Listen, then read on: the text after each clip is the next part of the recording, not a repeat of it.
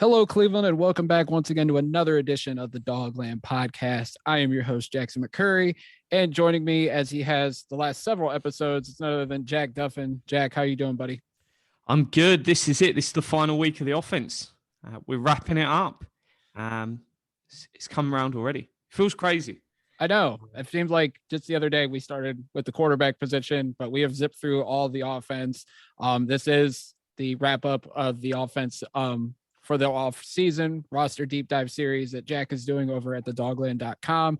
Be sure to go back and look at everything: quarterback, running back, wide receiver, tight end. But today we are talking about offensive tackles. And on Wednesday, we will be discussing the interior of the offensive line. Now, Jack, when you're looking at it on the surface, the last couple of years, this has definitely been one of the strengths of the Browns team. When you look at the roster, the offensive line has been stout both years, although 2022 did have some hiccups and some bumps along the way. But honestly, when we're looking at the tackle group, we have, I think, two solid starters, but both have question marks going into year three for both of them when it comes to the Cleveland Browns. Yeah, so it was a position room that was really struggling when Berry took over, and it was his number one focus in that first season. It's like, hey, we're going to sort out the O-line. And they went out and did it. They went and got the biggest free agent. They went and got the second pick at tackle. I'm trying to think. Andrew Thomas was gone. Yeah, Andrew Thomas was gone, and I believe Jed was the next one at pick 10. So it was one where they went out and spent big. They already had an interior they were pretty happy with. And to be fair, at that point, we were going in and it was Teller versus Forbes in that camp. And that is just crazy to think that there was not anyone who genuinely would commit and say, hey, A, Teller is the guy, or B, that Teller is someone I feel confident going forward with. It was like, yeah, let's have a camp battle or right guard. And that's why we entered post-draft. It seems just crazy to say, but it has been the strongest unit for the Browns consistently the last couple of years. Yes, there was definitely some problems last year, but we're in a nice position. We definitely are. So, I mean, let's start with the left tackle when we talk about this. Jedrick Wills, all accounts, will be the starting left tackle going into 2022. He did not get off to a great start this year. Sprained ankle in the very first game. I think it was really early in the game too against Kansas City. And then he couldn't stay consistent. I just wonder if he played through that ankle injury. I have a feeling he did, just because he didn't take a leap like we thought he would. And, at times I was down on him just because he wasn't showing any signs of making strides as an offensive tackle. But I also think, Jack, and even though this guy was a right tackle, I know the first couple of years Mitchell Schwartz was here with the Browns when the Browns drafted him in the second round back in 2012. People were down on him, thinking this guy's never going to be anything. Why we need to go out and find another right tackle. But it was like year 3 and year 4, it started to click. And then he became a Pro Bowl caliber tackle to an all-pro. And unfortunately, he left for Kansas City. But Schwartz got better and better. And I think, the front office and the organization is still high on Wills, but I know fans are frustrated, but I'm not willing to give up on hope for him just yet. I feel like there's still room for him to grow. And I feel like if he could stay healthy, and I think that's the biggest mark right now on him, I think there's no doubt that he has the potential to be a top tackle. Maybe not one of the best tackles in the league, but if he can be solid, that would be good for the Browns going forward. Yeah, so next season's a really big decision year for Wills. And what the Browns do with him, because after year 3, there's 2 decisions they can make. One is, do we give him his 5th-year option? And we've just seen good out of Jedrick Wills. It's not been great. It's not been bad. And to be fair, if you have 5 offensive linemen that are good, you're fine. That's all you need. You just need slightly above average. And he's basically been just above average. And when you've got such a loaded group along the rest of the line, that's perfectly fine. But they'll need to decide whether they want to activate the 5th-year option. And the other option they can make is, do we want to pay him a load of money? And the reason they might not pay him that money at that point, but they need to decide that. Because if you aren't going to activate the 5th-year option, well, you need to start preparing for his replacement, because you'll only have his 4th year left and then he'll be gone. if you are going to activate the 5th-year option, but you're not committing yet to re-signing, then you can probably take like a flyer in a year's time in sort of the middle rounds and try and develop some guys to make an easier transition. But that's third year is a massive year for young players, where they decide their course in the league. So no, it's one that I want to see more. The data, unfortunately, and that's why I was banging the table from his worths, is that just everything out there, whether you look at PFF or other data, he was the favoured one. But hey, it was can this dude go and play left tackle? And he's been okay. I'm not enamoured. Am I ready to commit to him long term? No. If he has another season like one of the last two, then quite happy to not activate that 5th-year option. We'll let him play year 4, and then we can still extend, because just because you don't activate the 5th-year option doesn't mean you can't pay a guy. But no, it's been underwhelming, but fine. Yeah, I mean, you look at PFF, his efficiency rating, 96.9 through 2 seasons. I don't know where that ranks up against other guys. He did a lot more hurries, a lot more pressures, one more sack. He made strides as a run blocker, but digressed as a pass blocker. So, yeah, I think the jury's still out on him. Obviously, if you compare him to Tristan Wirfs looks like the better pick right now. He's an all-pro. I mean, obviously, he won a Super Bowl his rookie year. Of course, that happens when you have the GOAT. But I think the jury's still out. The health is the biggest question marks, but not willing to throw Wills out just yet, like some other people have wanted to. So just on the PFF numbers, we're looking at a composite of their run and pass blocking grade, because I'm just going to put them together to get the offensive grade. Use a 50% snap minimum of the regular season, so you've got 57 dudes in here. Jedrick Wills comes in at 39. Yes. So he's pretty much, as we said, that middle of the pack guy. If we then look at where is Mr. Conklin, or will Conklin not hit the threshold?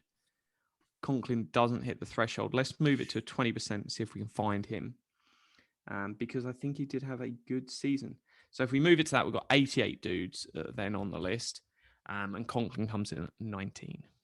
And Wills was on that one? On this one, Wills is 55th, tied.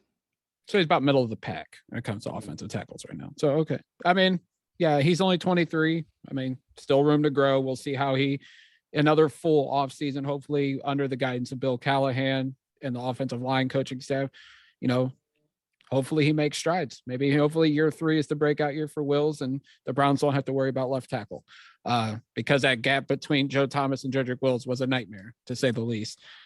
Yeah, I'm not worried. I'm not worried about Jedrick Wills. Am I ready to commit to him? No. Am I worried? No. And that is the sensible position. Some people want to be, we've got a problem here. We don't have a problem.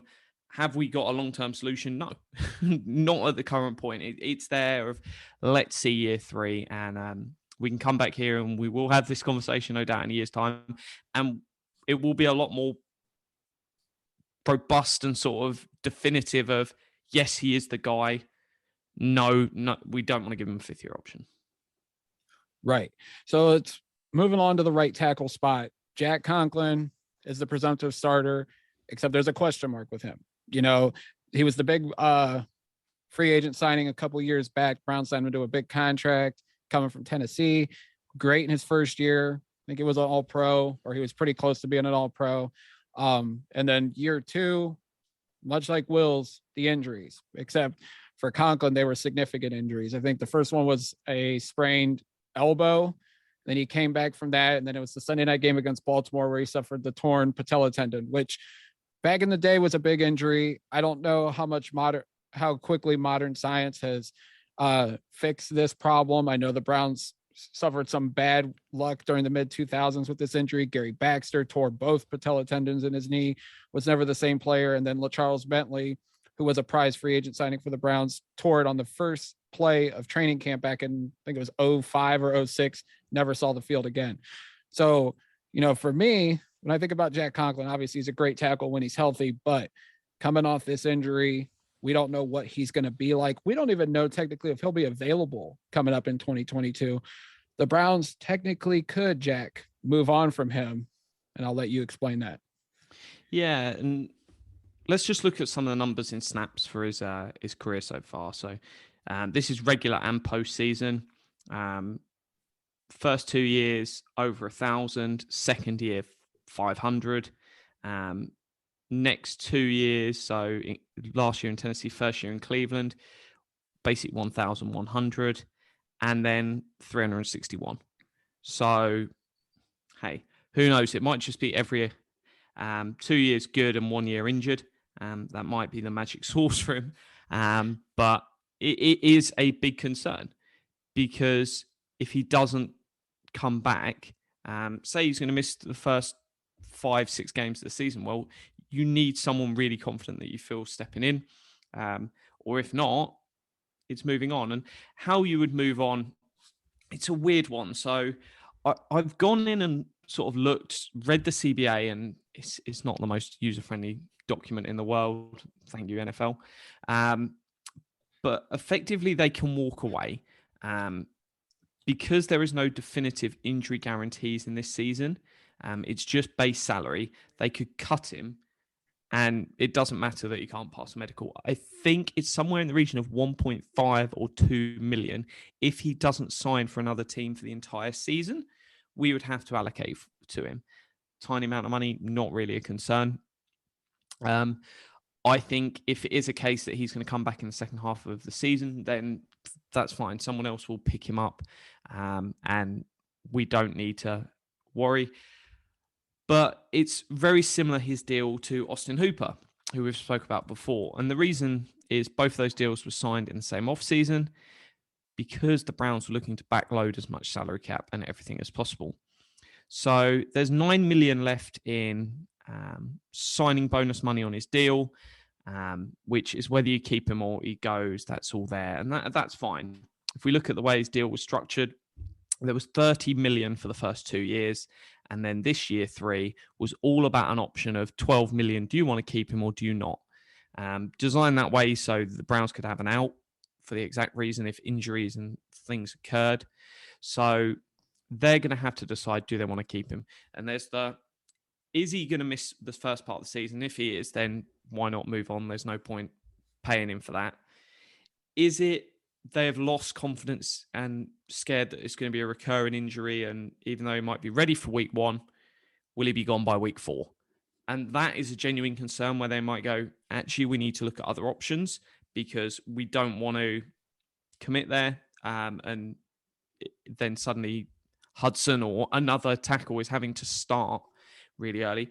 Or could it be the point where they're like, we're going to move on from this dude in a year's time anyway? Because legitimately most teams, if they're going to have an expensive quarterback, it can be different with a rookie quarterback, but an expensive quarterback, then you're going to have 2 expensive vets on the line. So you can have multiple vets if you're talking about the 3, 4, 5 million range, but we're not. We've got big money invested in 2 guards. So they're not going to be, it's highly unlikely Conklin's going to be here long term. So we're talking about what do we do with this final year? And I wouldn't rule it out that they just go, hey, we're just going to go a different way. You are amazing when you play, but we just don't have confidence. Let's turn this over. It can be a little bit of a transition year. If they feel like, hey, this is a year where we're going to compete to make the playoffs, and competing to make the playoffs and competing to win the Super Bowl are 2 different things. Because it's not, we're all in, this is the year, the last year of Drew Brees, for instance, where the Saints threw everything at it. They could legitimately look and go, actually, we're going to use that 12 million for a better something else. Right. It's an interesting scenario. I'm sure it's something that we'll know by I'd say April or May, because it is easier to get out of its contract post June 1st. It's only a $3 million dead cap hit. But I mean, if he's showing strides in his rehab and that he's going to be ready to go, I think they bring him back. It's his last year in Cleveland regardless, because the final 2 years are void years. So, I mean, it's a wait and see approach with Conklin. If he's back and is at full strength, I think the Browns keep him because He's one of the best right tackles in the league when he's healthy. But it's just something to watch because that patella tendon injury historically has not been a good one for NFL players. So if he comes back and smashes it, we'd let him hit free agency and we'll probably get, a 4th round comp pick off him. So that is something they're certainly going to be aware of.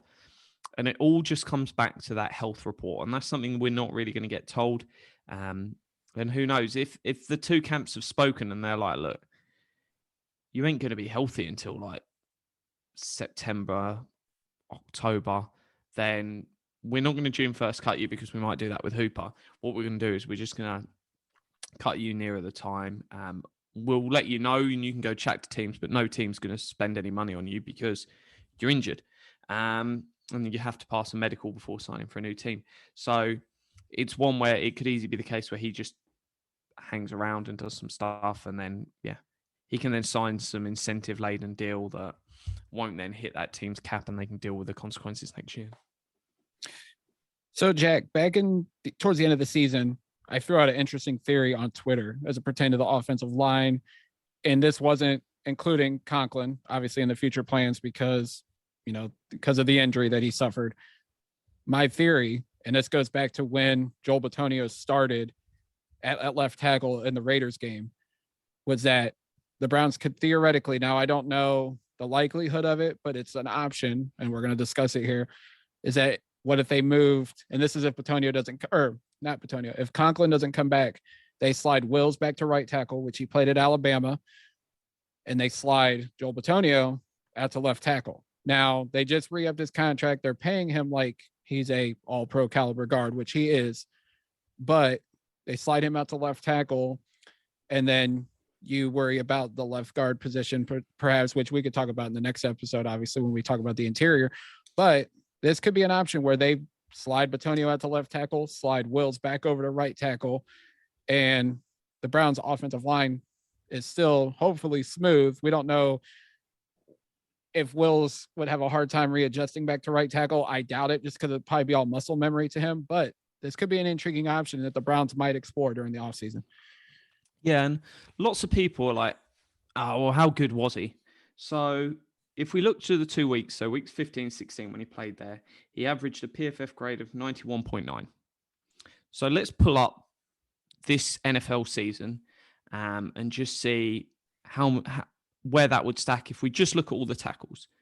That would be second. Tyrone Smith finished with 91.4. Trent Williams, it was insane. One of the best PFF grades I've ever seen, 97.8. Great fullback, too, in the playoffs. We're talking about amazing stuff, and I'm going to go one further here. I'm going to pull up a chat some of you guys might have heard of. So he's a good dude, analytics darling, and that is Mr. Joe Thomas. Let's just have a look at Joe Thomas's career. And I'm not going to say, hey, Bitonio is going to play that good as a 2-game sample across an entire season, but let's just benchmark it and see what Joe Thomas's grades were over his career. So we go all the way back to 2007, 84.9, 88.1, 92.9, 82.2, 77.3, 80.1, 90.2, 90.9, 91.5, 87.0, 84.7, which is just insane to have that many high numbers one year in the 70s. It is insane. But how many years were over 91.9? One. That is mad. When lots of people, we don't want to play out there. It's like, he wants to be an all-pro guard, not a above average left tackle. It's like, if that was the case and he was grading out as sort of 70s, low 70s at left tackle, then I'm like, hey, fair enough, I get it. But the sample size was insane in terms of like, it's 2 full games. It's not like a couple of snaps. So it's an okay sample size. And the results, it was better than I could have ever imagined. And I think you've got to have that conversation, because if you can agree for him to move out to left tackle, I think you sit down and you work some incentive deal. I think $3 million a year extra. So based on him playing, say 2 million a year, just to make the numbers easier. If you play 25% of your snaps at left tackle, we'll give you 500,000. If you play 50%, we'll give you $1 million. If you play 75%, we'll give you 1.5, we'll give you 2. Because that way, if they move him out there for a year and then they decide actually want to move you back inside, he's not still claiming the big money. And that's just the bridge between what he'd earn at guard, what he'd earn at tackle. I just think it's well worth doing, because if I said go replace Conklin, that is not an easy task. If I say go replace a guard, well, that is pretty easy. You just slide Batonio out, Wills jumps to right tackle, and we've got guards that are okay on our roster. Serviceable, Michael Dunn, obviously example, had a good season. We'll chat about him in the next show, but it's so much easier to do. And if I'm Berry, I sit down with the agent and Batonio and I just have the conversation. Have that conversation now. We're not saying we're 100% doing it. Would you be open to it? Because $3 million is a decent amount of money. And then, yeah, why not? Yeah, it's an interesting proposition. My only thing is Batonio is entering his 9th season. He's going to be 31 this October. I think this is a conversation, like you said, they would have to have it. Stefanski, Callahan, Barry, and Batonio. Maybe they've had this conversation already. Maybe in his exit meeting, Barry and Stefanski said, hey, we might consider this. Would you be interested in it? I think this would be Batonio's decision at the end of the day. I don't think they're going to force him to play left tackle. He's earned that right at this point to do what he wants to do. If he wants to stick at guard, I've got no problem with it. But it is such an intriguing proposition for a guy that played tackle in college, transitioned to guard, and became one of the greatest ever. If he makes the transition back out to left tackle and still performs at an elite level, you could mark him down as one of the greatest offensive linemen in history if this were all come to fruition. Yeah, no, and it's a fair question. It's like, hey, you've got to compensate the guy for doing it. You can't just abuse the fact that he signed a guard deal and then be like, hey, you're going to go play out there. I want to make the size of an investment, and I think $2 or $3 million a year does that. Yeah, I think you put the offer out there, and you're then not committed to it long term because you haven't given him $3 million a year, and then you're like, actually, it didn't really work as well once we put it to a larger sample size. And do that now, because if you have the conversation now and he turns around and says, no, fine, it's done. It's not one we're going to pest you and fight over it. I'm sure if we desperately needed it for a game, he's happy to step out there and do it, as he did. And then the other one is, well, you give him all off season and he will do a lot of the prep and mental work. He would be out with Joe Thomas. We know that. Joe would step up, Batonio would reach out, and then they can have that conversation and work on it. So, no, I think they would be silly not to think that way. Even if we would never hear about it. If they have the conversation, I would not expect to read about that in anywhere Browns related. I don't think the media would get a hold of it. I think it would just be, he doesn't fancy it. Because lots of people want to tell me, oh, he said he would never do it because he's going to play at a bad level. It's like, well, show me where all these quotes are. And have they come since he proved he could do it? Absolutely. As we look at the rest of the tackles, James Hudson, who was Brown's 4th-round pick this year out of Cincinnati. None of us expected him to play, and watching him in the preseason, it looked like he had a ways to go. Then, of course, by week 4, he's out there playing left tackle because of injuries. And then towards the end of the season, he was playing right tackle, starting. And, you look at his PFF grades, they weren't that great, except in week 18 against Cincinnati. Granted, it was against the Cincinnati backups for the majority of the game. But it seemed like towards the end of the year, Hudson was starting to get it to a degree. Of course, the Pittsburgh game, he got absolutely exposed, allowing 3 sacks to Baker Mayfield. But, obviously they look at him as a developmental project. He'll be 23 in May. He could be the starting right tackle. Right now, you're looking at him essentially as OT3. But I don't think the full jury should be out on James Hudson. I know a lot of people are going to say he's awful, he's terrible, get him out of the league. But this was a guy that nobody expected to play at the beginning of the season and then started seeing meaningful snaps towards the end. So I'm anxious to see Hudson's development, but yeah, it's at best right now he's a backup. Yeah, so do a really, really interesting one of what do they do with the first two? Because if Conklin isn't fully fit and you decide Hudson's OT3, when you've got to be prepared for him to play week one and potentially play the whole season. They could be. Who knows? They might have seen a lot and they're happy it's coming together. Because, hey, he's really good as a development. If we're sat there with Wills and Batonio, who barely missed time, we're sat there going, hey, I feel a different way towards what my OT3 has to be in that scenario to Conklin is one of your starting two.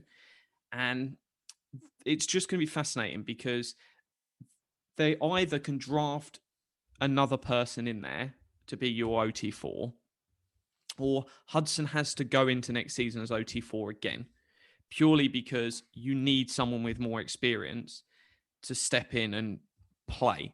So that is going to be a really interesting. His good last game was massive for him, and he's sort of, you can use that as sort of fighting for, I want to be OT3. But they're going to have to make that decision because Chris Hubbard's a guy I'll throw out there. I like Chris Hubbard. I think, yes, is he going to revolutionize the position? No. Was he a year ago guard number 11 for the PFF? Yes, he was. Can he play everywhere? Yeah, it's another benefit. So I don't mind that because he's then your sixth person, and if he is fit, and that's a medical question that the team will know more about than anyone on the outside. I think you've got to potentially offer him, because if that's, say, $2.5 million, I'm paying that all day long. It just gives me peace of mind, and then I go, hey, let's get through this year. We'll know if Hudson's stepping up, or we can go out and spend a little bit of money on a sort of 5, 6, 7 million dude and draft someone next year, and then you work your way forward from that. But it's Conklin is a big question mark, and Hudson's standing within the room is a big question mark. It's not saying Hudson's going to be cut. Hudson will make the roster, but does he? What's his position on that roster? Yeah, for sure. I mean, I think if they sign a veteran tackle, like if they bring Chris Hubbard back on a cheap 1-year deal, that probably means, Hudson, we like you, but you're not ready yet. I mean, you showed some flashes, but we want to give you another year of development. But if they don't sign one, or they don't draft one in the middle rounds, it's probably like, we like you enough, you're going to be our backup tackle. And if Conklin can't go, you could be the starting right tackle. If Wills gets hurt, we expect you to play some left tackle. I'm sure they have a plan, and I'm anxious to see what that plan is for Hudson going forward, because you can see it somewhat. I mean, this is a guy that's still fairly new to the position, was a D tackle at Michigan, transferred to Cincinnati, and transformed into an offensive lineman. So he's still fairly raw at the position. It's a good thing, though, that we have Bill Callahan to work his magic on him. Yeah, because if they're sat there going, in 12 months' time, this is going to be the guy, then perfect way to do it. Keep Conklin, get Hubbard back, bury him down there, and just work with him. Don't throw him out to the wolves, just work with him. And who knows, it could be the case that you lose one of your interior three and Hubbard's stepping up, and then actually number 7, you actually then move him in as to replace Conklin if Conklin goes down as well, because that's an easy route where Hubbard's solid, and then Hudson's your next guy, and you go into next season and Hudson's actually the starter at right tackle, because that gives you that nice bridge. You then draft another guy and you bring in a free agent, potentially even keep Hubbard another year. It sets it up really nicely for a transition, but you've either got to have high hopes on Hudson, or you've got Wills and Batonio and you go, sod it, why not? Let's bring someone in. And if they do bring someone in, Jack, do you think, like, is there any free agent names you have out there as potential, like, veteran options outside of a Chris Hubbard? Or do you think if they add another tackle to this room, outside of, Alex Taylor's still there. We don't know if Blake Hance, they see him as a tackle or as more of a guard, or do you think they go and draft someone in the middle of the late rounds? Yeah, I question whether Blake Hance is going to be on the roster next year, and I know that won't make people happy, but I haven't seen it. I think it all depends on Conklin's health and then the knock-on impact of that. But I certainly think they would look in the draft this year, because they know it's a position they just need to keep adding players. And to be fair, they've carried 10 O linemen a few times, so that could be something where they look and go, "Hey, we'll just carry a 10th. It doesn't matter that there's 2 projects there. Let's have as many projects and see what works out." Yeah, and Alex Taylor's the one I think to watch because they've kept him around the last couple of years, brought him back, let him go, brought him back. They obviously like something about him. I mean, granted, he will be 25 in April. So anxious to see what they think of him. I mean, like I said, they let him go. He went to the Bears and they plucked him back off the practice squad. It was a back and forth thing, but they must like something about him. Callahan must see something in this kid to where he's got some potential to be at best a backup tackle, maybe a spot starter. I mean, he's 6'8", 301. So he's a mammoth man at the left tackle position or right tackle, but that could be a guy that could be a camp battle for, not saying Hudson, but if they draft somebody else or they bring in a vet, like that could be the spot, a battle for OT4, perhaps. Yeah, and Hudson's trajectory as well could just to be swing tackle. Yes. If he is their OT3 for the next 3 seasons, yeah, he might play. But that is a great pick. And that might seem weird to say that every pick isn't going to be the dude. And it's not about every pick being someone that develops and you go, hey, let's boom bust on every pick. If you take a dude in the 4th round and he does 3 of those 4 years as your OT 3, what will happen when you're a really good team is what we did for Chris Hubbard. We went, actually, let's go out and pay that guy, because Chris Hubbard hadn't done anything special in Pittsburgh, but he'd just been solid, done his job when he was called up on, and you net yourself a 5th, 6th comp pick, and then you use it again and you draft another guy. So that could just be the plan for Hudson. It might not be that they think, oh, he might work out, but we're happy with that, because suddenly you're paying 900,000 rather than 2 million for your OT3. Could be 3-4 million. So that saving then allows you to go spend that extra money somewhere else on 2 stud guards. Absolutely. As we wrap things up, Jack, go ahead and plug the article and plug where people can find you on Twitter.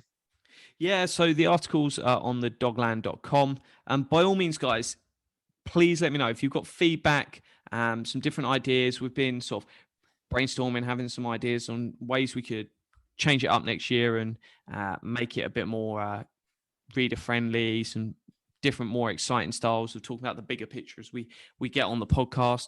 Then jump into the DMs. So it's at Jack Duffin, DUFFIN on Twitter, and let me know. And you guys can follow me on Twitter at Jack McCurry08. You can check out the Dogland at thedogland.com and also follow us on Twitter at the Dogland. And until next time, Browns fans, as always, go Browns. Go Browns.